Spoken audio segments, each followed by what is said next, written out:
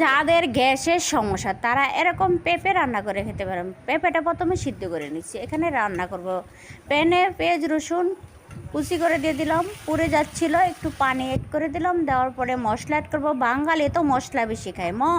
মশলা বলতে অনেকটাই সুস্বাদু লাগে, মশলা মুখের খাবারটা অনেকটা রুচি বাড়ায়। আমরা এজন্যই মশলাটা অনেকটাই স্বাস্থ্যের জন্য ক্ষতিকর, আমরা মশলাটা বেশি খাই অভ্যাস করছি শুরু থেকে।